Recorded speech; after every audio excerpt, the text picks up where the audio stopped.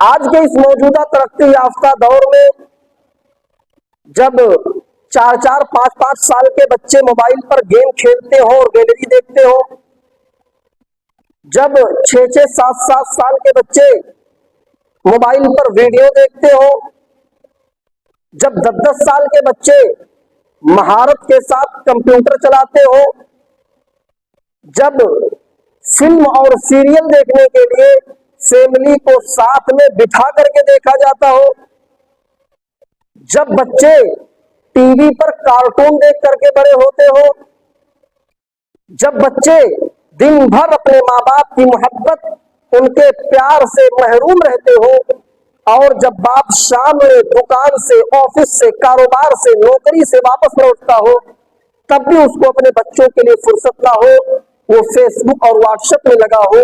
ایک ایسے دور میں اولاد تربیت کا مسئلہ کچھ اور ہی خطرناک اور سنگین ہے۔ اے ایمان والو، تم اپنے آپ کو جہنم کی آگ سے بچاؤ اور اپنے اہل و عیال کو، اپنے فیملی کو، اپنے پریوار کو، اپنے بال بچوں کو بھی جہنم کی آگ سے بچاؤ۔ وقودها الناس والحجارہ، وہ جہنم کی آگ جس کا ایندھن انسان اور پتھر ہوں گے، جو کسی پٹرول یا ڈیزل سے نہیں جلے گی، جو کسی گھاسلیٹ سے نہیں جلے گی، بلکہ انسانوں اور پتھروں سے جلے گی۔ علیہا ملائکۃ غلاظ شداد لا یعصون اللہ ما امرہم، اور اس جہنم کی نگرانی کرنے والے، اس آگ کی نگرانی کرنے والے اللہ کے فرشتے ہوں۔ الحمد للہ نحمده ونستعینه ونستغفره ونعوذ باللہ من شرور انفسنا ومن سیئات اعمالنا، من يهده الله فلا مضل له ومن يضلله فلا هادي له، واشهد ان لا اله الا الله وحده لا شريك له، واشهد ان محمدا عبده ورسوله۔ يا ايها الذين امنوا اتقوا الله حق تقاته ولا تموتن الا وانتم مسلمون۔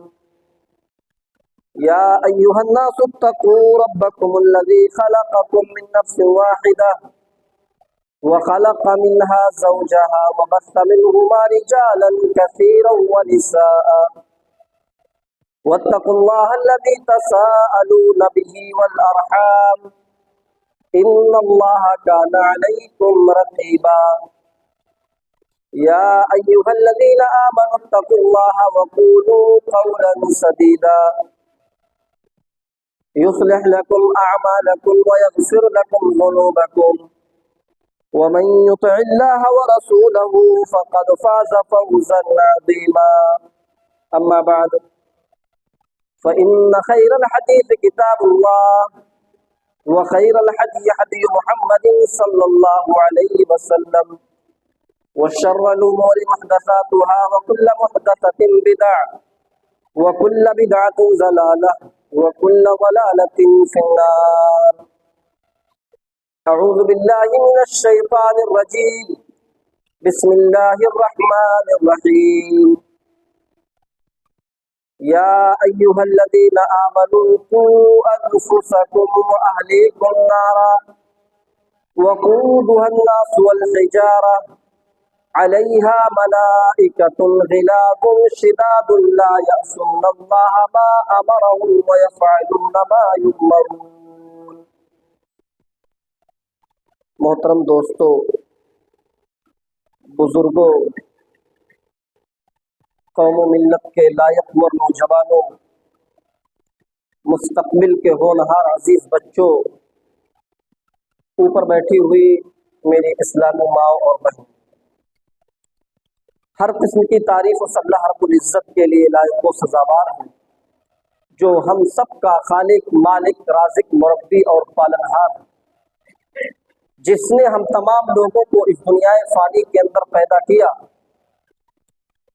بعدہ قیامت کی صبح تک درود و سلام کے پھولوں کی بے شمار بارش ہو تمام نبیوں پر، تمام رسولوں پر، بالخصوص ہمارے آخری نبی रहमतुल लिल आलमीन, शफीउल मुमिनीन, सय्यदुल अव्वलीन वल आखिरीन, जनाब मुहम्मदुर रसूलुल्लाह सल्लल्लाहु अलैहि वसल्लम पर अल्लाहुम्मा सल्लि व सल्लिम मुबारिक अलैहि।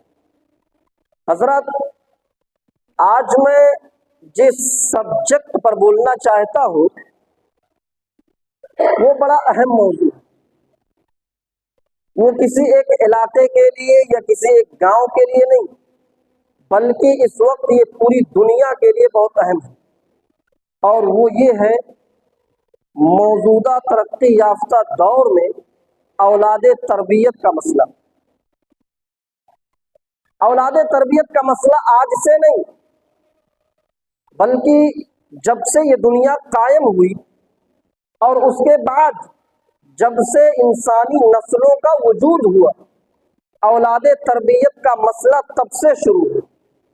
लेकिन आज के इस मौजूदा तरक्की याफ्ता दौर में जब 4-4, 5-5 साल के बच्चे मोबाइल पर गेम खेलते हो और गैलरी देखते हो, जब 6-6, 7-7 साल के बच्चे मोबाइल पर वीडियो देखते हो, जब 10-10 साल के बच्चे महारत के साथ कंप्यूटर चलाते हो, जब फिल्म और सीरियल देखने के लिए फैमिली को साथ में बिठा करके देखा जाता हो, जब बच्चे टीवी पर कार्टून देख करके बड़े होते हो, जब बच्चे दिन भर अपने माँ बाप की मोहब्बत, उनके प्यार से महरूम रहते हो, और जब बाप शाम में दुकान से, ऑफिस से, कारोबार से, नौकरी से वापस लौटता हो, तब भी उसको अपने बच्चों के लिए फुर्सत ना हो, वो फेसबुक और व्हाट्सएप में लगा हो।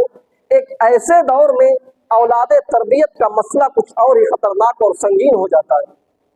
मेरे भाइयों, ये सिर्फ हमारा मुस्तकबिल नहीं है, बल्कि इस कौम का मुस्तकबिल है, इस उम्मत का मुस्तकबिल है। बच्चों का दिमाग एक कोरा कागज होता है। हम उन्हें बचपन में जो चीजें सिखाएंगे, जो चीजें पढ़ाएंगे, आखिरी सांस तक वो चीज बरकरार रहती है। और आज इस पर बड़ी बड़ी रिसर्च भी हो रही है कि किस तरीके से बच्चों की तरबियत की जाए, किस तरीके से बच्चों का परवान चढ़ाया जाए। लेकिन अफसोस की बात यह है कि जितने भी रिसर्च करने वाले हैं वो सब इस्लाम के दुश्मन हैं, और उनकी रिसर्च यहीं पर आकर के कंप्लीट हो जाती है कि किस तरीके से बच्चों को इस्लाम से और शरीयत से दूर किया जाए। मेरे भाइयों, मैंने खुतबे मसनूना के बाद जो आयत करीमा आपके सामने पढ़ी है, अगर गौर किया जाए तो औलाद तरबियत का पूरा मसला सिमट कर इस आयत में बयान किया गया। 28वां पारा सूरह तहरीम की आयत है। अल्लाह तबारक व तआला फरमाता है, या अय्युहल्लज़ीना आमनू क़ू अनफुसकुम व अहलीकुम नारा, ऐ ईमान वालो, तुम अपने आप को जहन्नम की आग से बचाओ। या अय्युहल्लज़ीना आमनू क़ू अनफुसकुम व अहलीकुम नारा, ऐ ईमान वालो, तुम अपने आप को जहन्नम की आग से बचाओ और अपने अहलो अयाल को, अपने फैमिली को, अपने परिवार को, अपने बाल बच्चों को भी जहन्नम की आग से बचाओ। वक़ूदुहा अन्नास वल हिजारा, वो जहन्नम की आग जिसका ईंधन इंसान और पत्थर होंगे, जो किसी पेट्रोल या डीजल से नहीं जलेगी, जो किसी घासलेट से नहीं जलेगी, बल्कि इंसानों और पत्थरों से जलेगी। अलैहा मलाइकतुन ग़िलाज़ुन शिदादुन ला यअसूनल्लाह मा अमरहुम, और उस जहन्नम की निगरानी करने वाले, उस आग की निगरानी करने वाले अल्लाह के फरिश्ते होंगे, जो बड़ा सख्त मिजाज होंगे, जो किसी के साथ तफरीक नहीं करेंगे, जो किसी के साथ हमदर्दी नहीं करेंगे। अल्लाह ने उनको जो भी जैसा भी हुक्म दिया है वो करते रहेंगे। जरा सोचो और गौर करो कि कौन ऐसा बाप है जो अपनी औलाद को आग में जलता हुआ देखकर बर्दाश्त कर ले। एक इंसान अपनी जान की भी बाजी लगाकर अपने बच्चे को बचाने की कोशिश करेगा। अल्लाह ने बाप के दिल में छिपी हुई औलाद की मोहब्बत को, माँ के दिल में छिपी हुई माँ की ममता को इस्तेमाल किया है और कहा, लोगों, जब तुम अपने बच्चों को दुनिया के आग में जलना गवारा नहीं करते हो तो जहन्नम की आग में जलना कैसे गवारा करोगे। औलाद को गलत रास्ते से बचाना, औलाद को सीधा रास्ता दिखाना, औलाद को नेक और सालेह बनाना, ये हर माँ बाप की जिम्मेदारी है। जैसा कि अल्लाह के प्यारे रसूल जनाब मोहम्मद रसूलुल्लाह सल्लल्लाहु अलैहि वसल्लम फरमाते हैं, सही बुखारी और मुस्लिम की रिवायत है, कुल्लुकुम राइउन व कुल्लुकुम मसऊलुन अन रइयतिही, तुम में से हर शख्स राई है।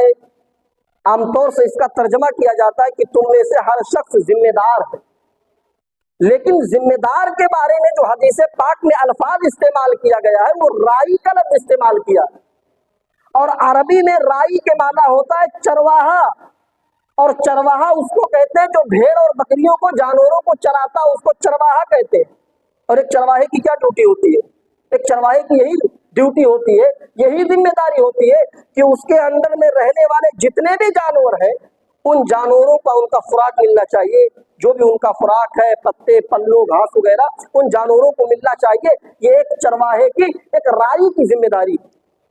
और उसकी ये भी जिम्मेदारी है कि उसके अंडर में रहने वाले जितने भी जानवर हैं, कहीं उन जानवरों को कहीं दूसरे जानवर, शेर, भालू और चीड़ फाड़ कर खाने वाला कोई जानवर उठा करके ना ले जाने पाए, उनको हिलाक ना कर देने पाए।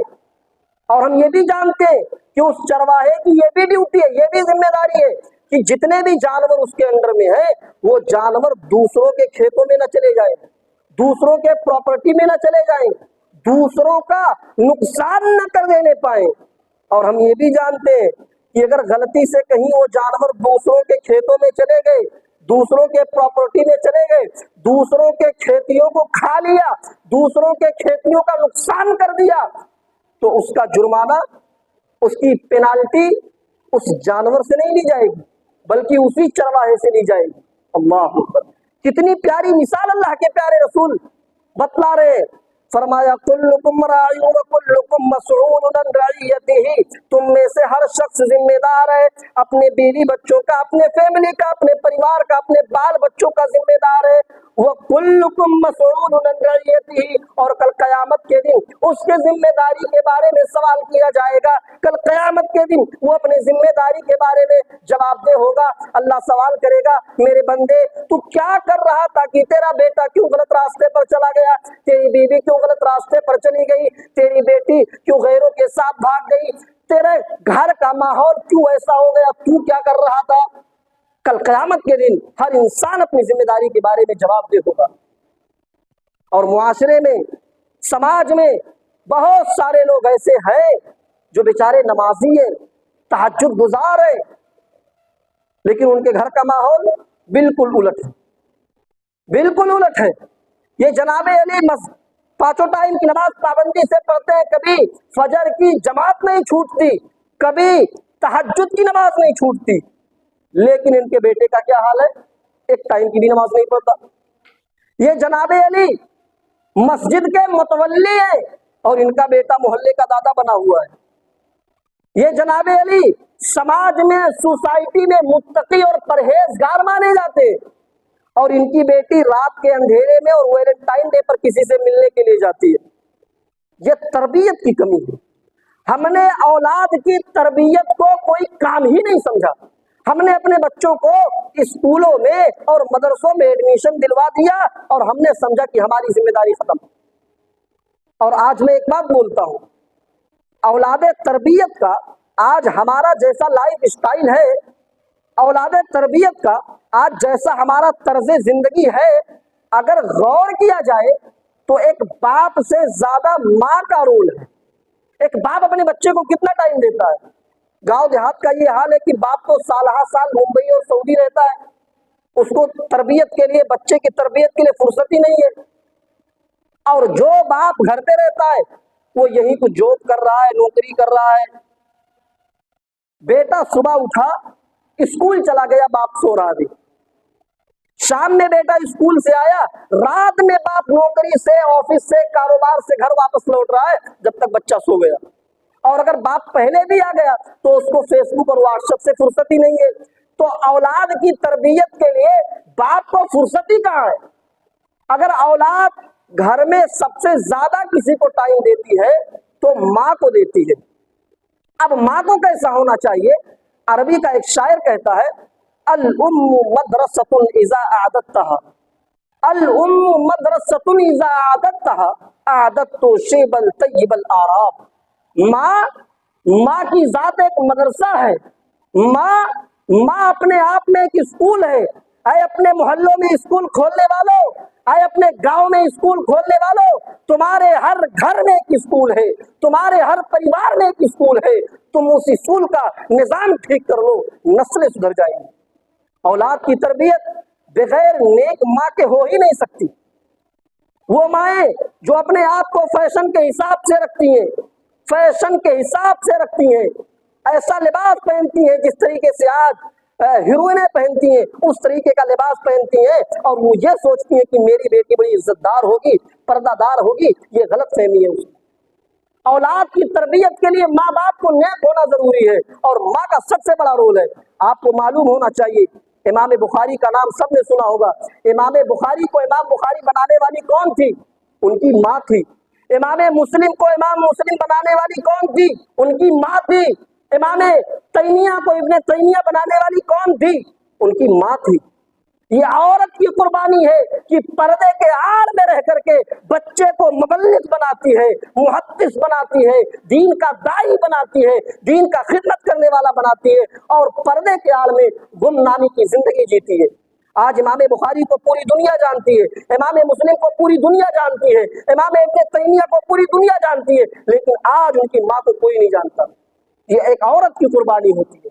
اولاد کی تربیت کے لیے ماں کو نیک ہونا ضروری ہے۔ اولاد تربیت، ابھی ہماری شادی نہیں ہوئی، ابھی ہمارے بیوی بچوں کا نام و نشان بھی نہیں ہے، لیکن اولاد تربیت کا سلسلہ شروع ہے۔ کیسے؟ صحیح بخاری کتاب النکاح کی روایت ہے، اللہ کے نبی جناب محمد الرسول اللہ صلی اللہ علیہ وسلم فرماتے ہیں تنکح المرأۃ لاربعین لمالها ولحسبها ولجمالها ولدینها فاظفر بذات الدین۔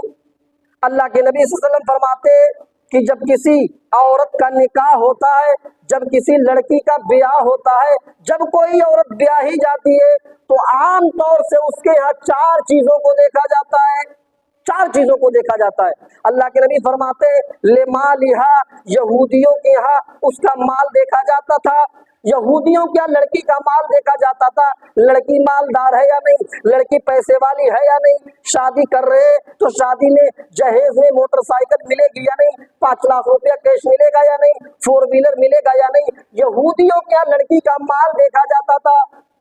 وَلِحَسَبِهَا، اور عرب کے اندر زمانے جاہلیت میں لڑکیوں کا حسب نسب دیکھا جاتا تھا، لڑکی کون سے خاندان کی ہے، کون سے قبیلے کی ہے، ہم انصاری ہیں تو ہم شادی انصاری ہی لڑکی سے کریں گے، ہم خان ہیں، ہم چودھری ہیں تو شادی ہم چودھری کے اور خان کے ہی لڑکی سے کریں گے۔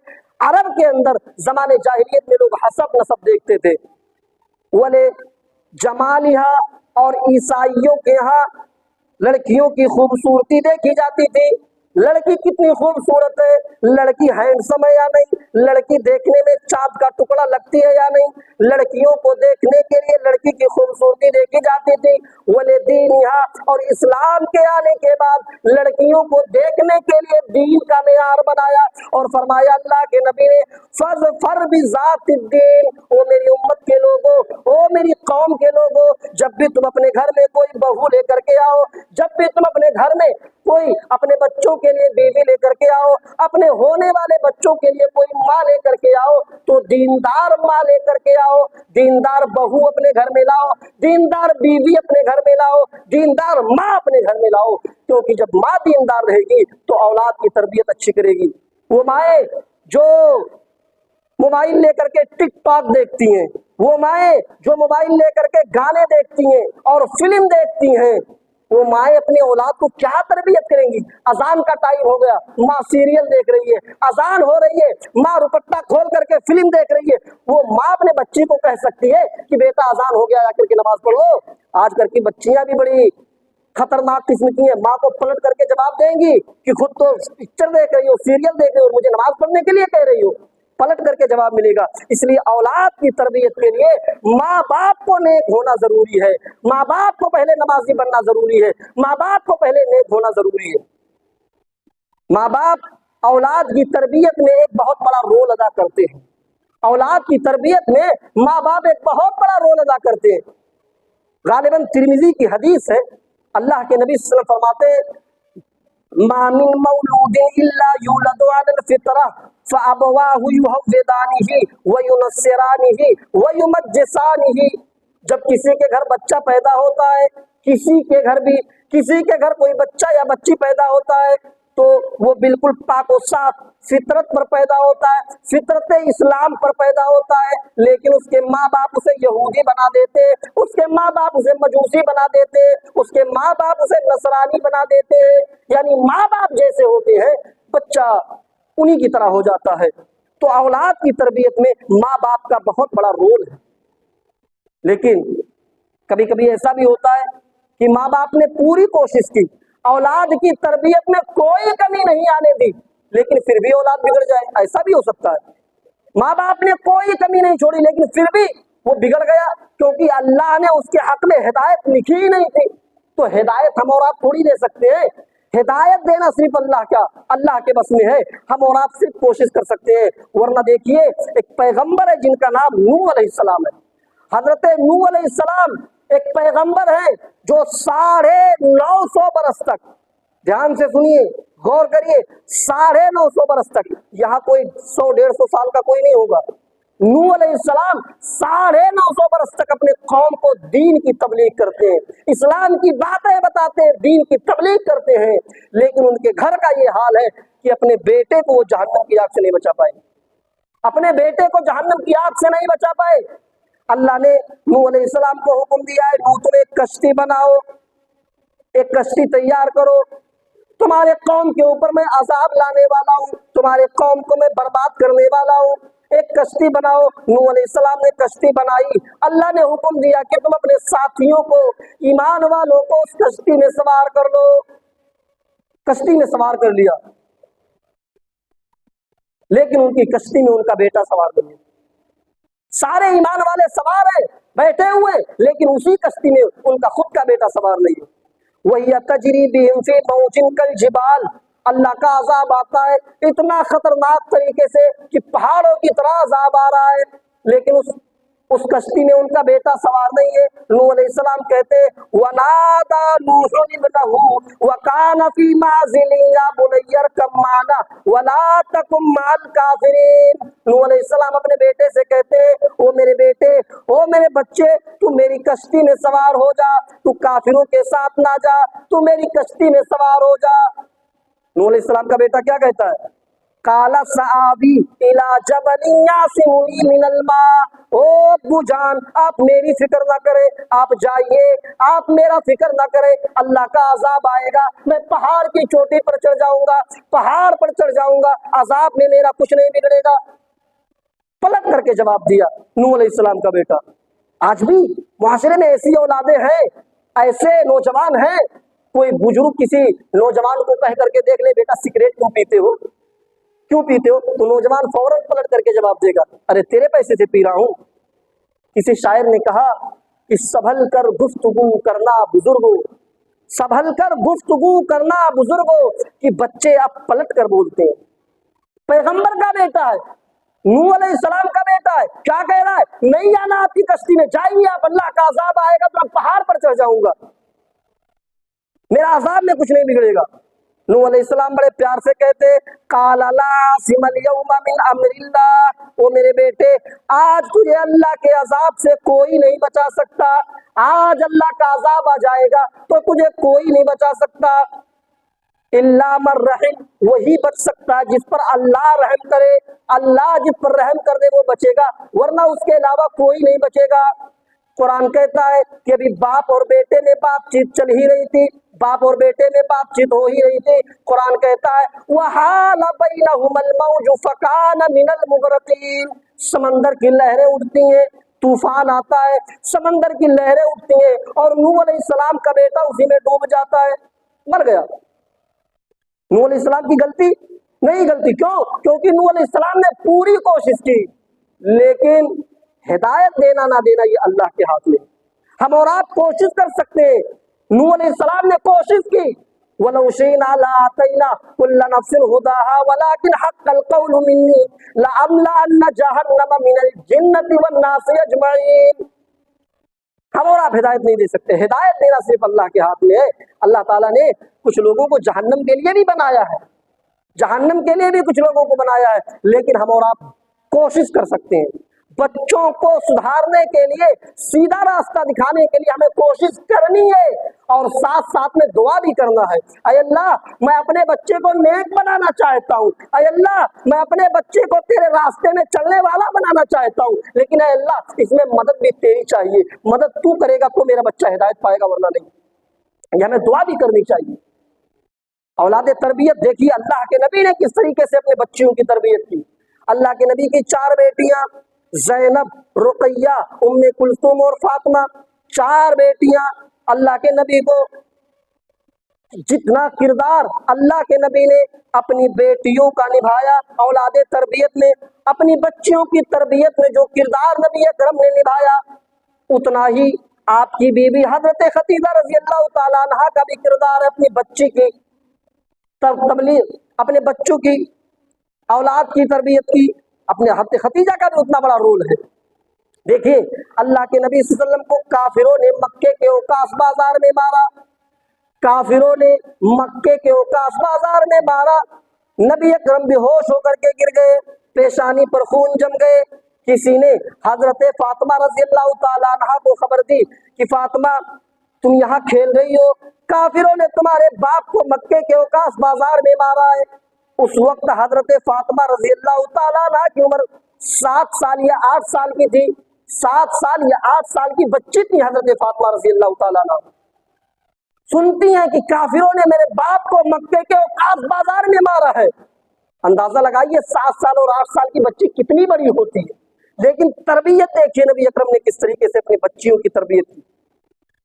کسی نے خبر دی تمہارے باپ کو کافروں نے مکے کے اوقاف بازار میں مارا ہے، وہ بھاگتی ہوئی جاتی ہے، دوڑتی ہوئی اپنے باپ کے پاس جاتی ہے، کیا دیکھتی ہے میرا باپ واقعی میں بے ہوش پڑا ہے، پیشانی پر خون جمے ہوئے۔ حضرت فاطمہ رضی اللہ تعالیٰ عنہ اپنے باپ کے پاس بیٹھ جاتی ہیں، اپنے ابو کے پاس بیٹھ جاتی ہیں اور اپنے سر سے دوپٹہ اتارتی ہیں۔ میں جو چیز بتانا چاہتا ہوں اس پر آپ غور کریں، 7 سال یا 8 سال کی بچی ہے حضرت فاطمہ رضی اللہ تعالیٰ عنہ، اور شرم و حیا کا یہ عالم ہے کہ 7 اور 8 سال کی عمر میں بھی اپنے سر پر حضرت فاطمہ رضی اللہ تعالیٰ عنہ دوپٹہ رکھے ہوئے۔ آج ہماری مائیں اور بہنیں 18 20 سال عین جوانی کے عالم میں ہو تو بھی وہ اپنے سروں پر دوپٹہ رکھنا معیوب سمجھتی ہیں، اور اپنے دوپٹے کو اپنے کاندھوں پر لٹکا کر کے مردوں کے بیچ سے گزرتی ہیں۔ شاید اللہ کے نبی کا یہ واقعہ عورتوں نے نہ سنا۔ اللہ کے نبی کو جب معراج کرائی گئی، اللہ کے نبی کو جب معراج کرائی گئی، اللہ کے نبی جنت کو دیکھتے ہیں، جہنم کو دیکھتے ہیں۔ جہنم میں اللہ کے نبی کچھ عورتوں کو دیکھتے ہیں، کیا دیکھتے ہیں کہ جہنم میں کچھ عورتیں ہیں، جہنم میں کچھ عورتیں، ان کو ان کے بالوں کے بل درخت میں لٹکا دیا گیا ہے۔ پیچھے جو چوٹی باندھتی ہیں اس بالوں کے بل درخت میں لٹکا دیا گیا ہے، ان کے دونوں ہاتھ پیچھے سے باندھ دیے گئے ہیں، اور ان کے دونوں سینوں میں، ان کے دونوں پستانوں میں ٹکوے یعنی سلائیاں داخل کر دی گئی ہیں۔ وہ چیخ رہی ہیں، وہ چلا رہی ہیں۔ اللہ کے نبی پوچھتے ہیں من ہؤلاء یا جبرائیل، اے جبرائیل یہ کون عورتیں جنہیں یہ سزا مل رہی ہے؟ تو حضرت جبرائیل علیہ السلام نے فرمایا اے اللہ کے نبی یہ وہ عورتیں ہیں جو دنیا کے اندر اپنے سروں پر دوپٹہ نہ رکھتی تھیں، یہ وہ عورتیں ہیں جو اپنے بالوں کو کھول کر کے چلتی تھیں، یہ وہ عورتیں ہیں جو اپنے دوپٹے کو اپنے کاندھوں پر لٹکا کر کے چلتی تھیں اور یہ نوجوانوں میں فتنے پیدا کرتی تھیں، یہ وہ عورتیں ہیں جو اتنا چست اور اتنا ٹائٹ لباس پہنتی تھی کہ ان کے جسم کا نشیب و فراز نظر آتا تھا، نمایاں ہوتا تھا، ان کے جسم کا اتار و چڑھاؤ نظر آتا تھا۔ یہ وہ عورتیں ہیں جنہیں آج یہ سزا مل رہی ہے۔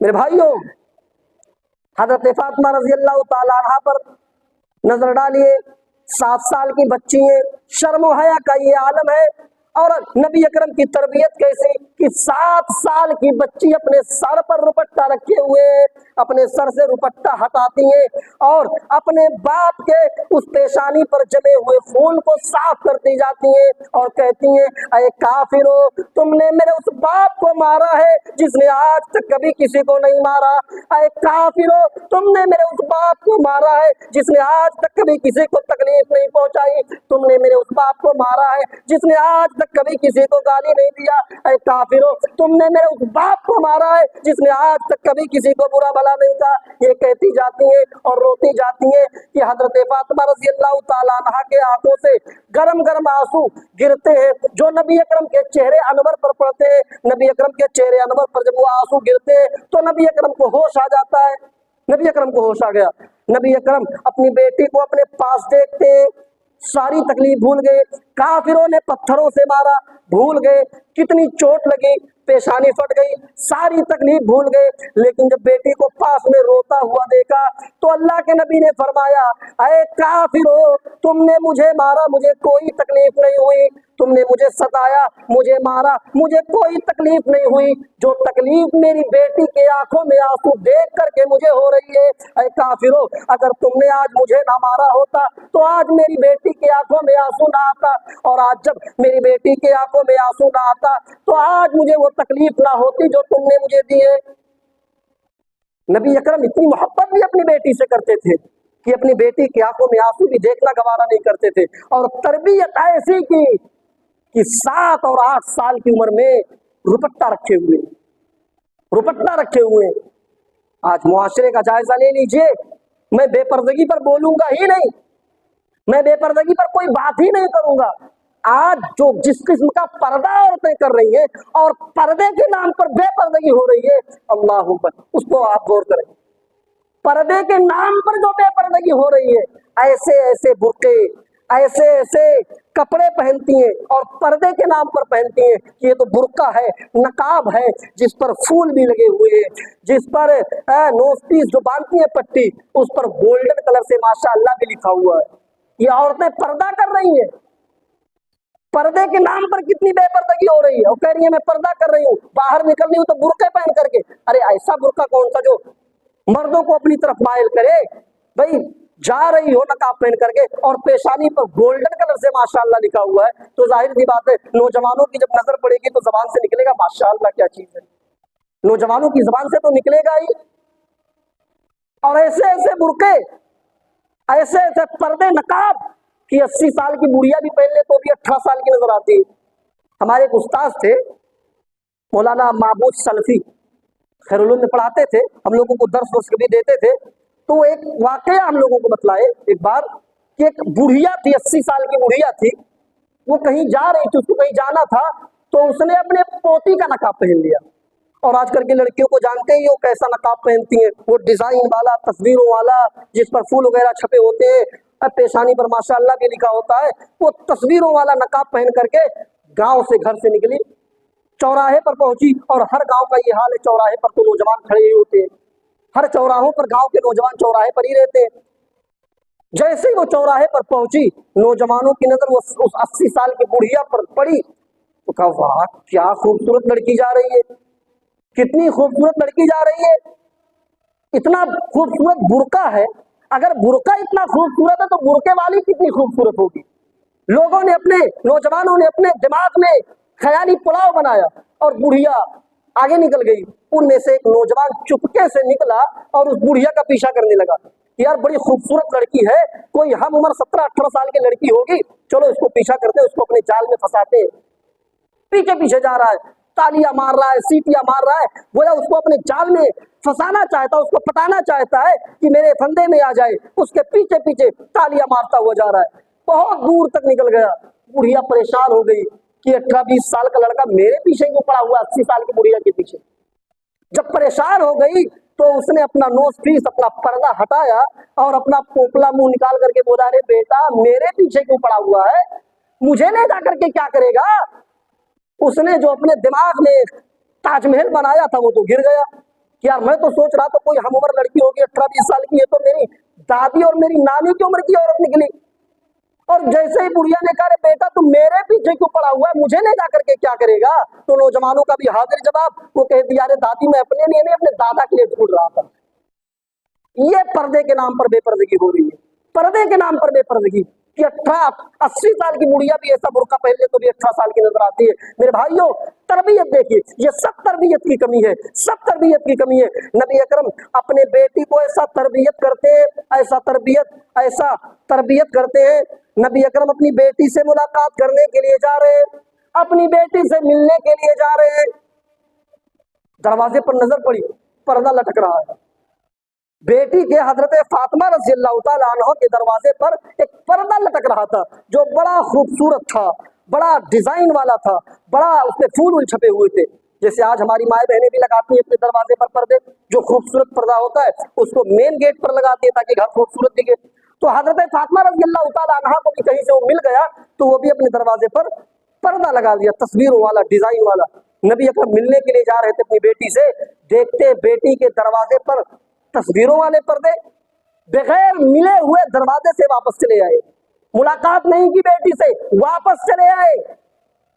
किसी तरीके से जब हजरत फातिमा रज़ी अल्लाह तआला अन्हा को खबर हुई कि आज मेरे अब्बू मुझसे मिलने के लिए आ रहे थे और बगैर मिले हुए वापस चले गए, बगैर मुलाकात किए वापस चले गए, तो वो हजरत अली को अपने शौहर को भेजती है कि जाओ देखो क्या बात है, आज मेरे अब्बू मुझसे मिलने के लिए आ रहे थे और बगैर मिले हुए, बगैर मुलाकात किए हुए वापस चले गए, क्या बात है।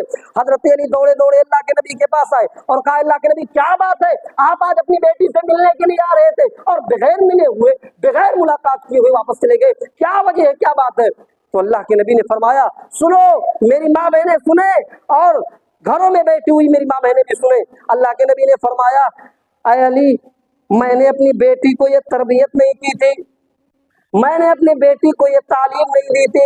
मैं जब तुम्हारे दरवाजे पर जा रहा था, मैं अपनी बेटी से मुलाकात करने के लिए जा रहा था, तो मैंने अपनी बेटी के दरवाजे पर एक पर्दा देखा जो बड़ा ही नक्शो निगार वाला था, बड़ा ही तस्वीरों वाला था, बड़ा ही खूबसूरत और डिजाइन वाला पर्दा था।